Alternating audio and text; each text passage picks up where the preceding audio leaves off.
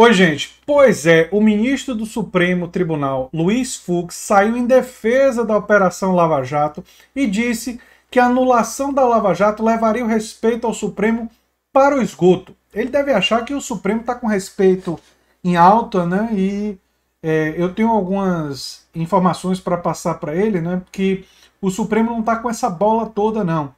E mais do que isso, muito pelo contrário, a justiça brasileira, caso a Lava Jato seja mantida como ela foi, especialmente os julgamentos feitos por Sérgio Moro e Gabriela Hart, depois do que nós sabemos, isso vai significar que o Brasil é uma terra sem lei. Se isso se mantiver e se a parcialidade dessas pessoas não for apontada, uma parcialidade mais do que parcialidade. Se trata de pessoas mancomunadas com a procuração, com os procuradores da Lava Jato, que faziam acordos com eles. Então, não é o Supremo que está no esgoto, é o Judiciário brasileiro, depois desse episódio, que está, e para sair, precisa justamente pacificar essa questão e libertar as pessoas que foram presas por causa disso e elas serem julgadas, caso existam evidências, por um processo limpo e não esse processo sujo que existiu. Porque eu defendo que todos os bandidos, que todos os corruptos sejam punidos, inclusive aqueles que são juízes ou advogados. Eles também. Né? Bem, eu vou falar sobre isso no vídeo de hoje, né? E amanhã, às 7 horas da noite, amanhã, terça-feira, dia 16 de fevereiro, eu estou fazendo esse vídeo no dia 15 de fevereiro, então amanhã, terça-feira, às 19 horas, eu vou realizar uma live, táticas para enfrentar a invasão neoliberal, que é um tema que eu vou abordar em várias oportunidades aqui no YouTube, em outros canais, e torço para que vocês assistam essa live que vai acontecer amanhã, às 7 horas da noite, na terça-feira, né, dia 16 de fevereiro. Mas, enfim, mensagens vazadas seriam a prova de que o ex-juiz Sérgio Moro teria sido parcial a atuar em conjunto com procuradores nas condenações do ex-presidente Lula. Seriam?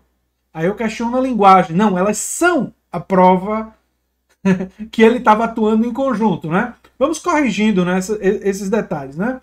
A reportagem é do dia, mas citando a Veja, né? O presidente do Supremo Tribunal, Luiz Fux, disse que caso toda a Operação Lava Jato seja anulada, seria uma vergonha nacional. Não, seu Luiz Fux. A vergonha é a Lava Jato ter acontecido com a conivência do Supremo Tribunal Federal, com a conivência dos jornalistas brasileiros, com a conivência das autoridades. A operação foi corrupta desde seu início. O julgamento do Lula nunca era para ter acontecido em Curitiba. Ter sido deslocado para Curitiba foi uma coisa que era do interesse de Sérgio Moro, como aliás ficou provado. Então essa é a vergonha nacional. Não ela ser anulada. Se ela for anulada para que novos julgamentos sejam feitos em relação às pessoas para as quais existem evidência de corrupção, isso seria ótimo para o Brasil, porque prenderia os verdadeiramente corruptos em julgamentos limpos. E deveria inclusive processar, e deveria ter uma investigação agora feita pelo Ministério Público Federal e feita pela Procuradoria-Geral da República, mas que a gente não pode confiar, porque a gente sabe quem é que está coordenando esses processos, né? E está nesses postos de poder, para fazer uma investigação sobre esses procuradores e obter provas de forma legal para condenar Sérgio Moro, Deltan Dallagnol, Gabriela Hart e os demais. Mas enfim, diz o Luiz Fux em defesa da Lava Jato.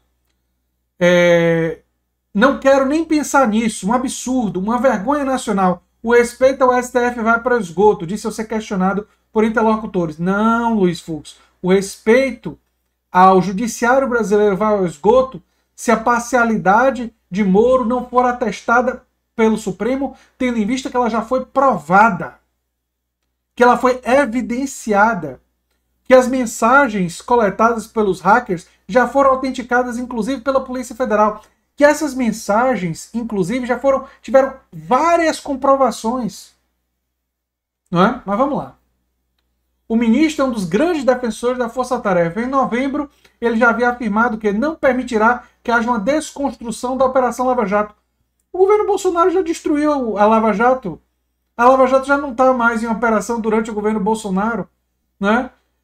E o dano que a Lava Jato fez em condenar pessoas com poucas provas pode, enfim, ser reparado se o Supremo Tribunal Federal considerar a parcialidade óbvia do Sérgio Moro, da Gabriela Hart e dos demais, que vai muito além de parcialidade, como eu já expliquei aqui. Né? Se trata de uma atitude claramente corrupta dessas pessoas, de corrupção que vai além da questão moral, é uma questão ilegal. Né? Um procurador não pode ficar combinando com a juíza coisas que nós já sabíamos de cor salteado desde o Vaza Jato lá atrás, mas que agora estão sendo comprovadas de forma definitiva. E aí coloca-se uma questão muito grave para a República Brasileira e para o Judiciário. O Judiciário vai compactuar com práticas ilegais, práticas imorais, acreditando que os fins justificam os meios, ou o Judiciário brasileiro vai reconhecer que todos os corruptos devem ser punidos e que aqueles que agem de forma ilegal para realizar prisões e para realizar processos não podem ter esses processos mantidos como legais, como justos. As pessoas que foram condenadas por esse processo têm que ter o seu julgamento, não inocentadas, tem que ter o julgamento anulado. E se tiverem evidências e provas que essas pessoas cometeram crimes, um novo processo tem que ser feito por outros procuradores e essas pessoas devem ser processadas e condenadas pelos crimes que cometeram. Com as evidências e com o processo em que tanto a promotoria quanto os advogados de defesa têm ampla oportunidade de ter os seus argumentos apreciados. E não você é condenado com um promotor que combinava os detalhes de sua condenação com a juíza ou com o juiz. A irregularidade disso é absolutamente gritante e não pode, sob nenhuma hipótese, ser tolerada. Nenhuma hipótese. E era isso que eu tinha para dizer nesse vídeo. Eu gostaria de lembrar a vocês que o curso sobre Pierre Bourdieu está disponível, está no link do comentário fixado. Pedir para vocês se inscreverem no canal A Nova Máquina do Tempo, que tem esse nome por causa do meu livro, A Nova Máquina do Tempo.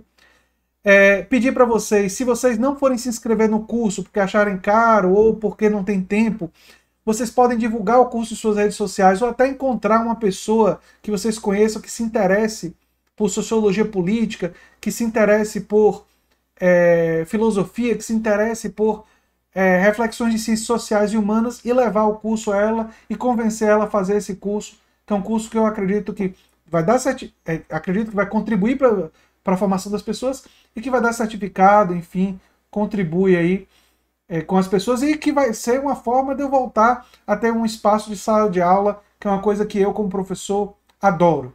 Eu adoro o espaço de sala de aula. Essa pandemia, esse teto de gastos me afastaram da sala de aula, mas eu quero retornar com essa iniciativa do curso e conto com a ajuda de vocês na divulgação, na inscrição, enfim. Ficaria muito agradecido se vocês pudessem me ajudar nisso. E é isso, gente. O judiciário brasileiro está agora diante de uma encruzilhada e um teste de fogo. E vamos ver em que direção ele vai apontar. Se será na direção da justiça ou se será na direção daqueles que torceram as leis para atingir seus objetivos financeiros e políticos. É uma grande questão que deve ser observada nos próximos meses. Nós vamos estar observando aqui no canal. Eu sou André Teixeira Jacobina, você está na Nova Máquina do Tempo e a gente se vê em breve. Tchau, tchau, gente.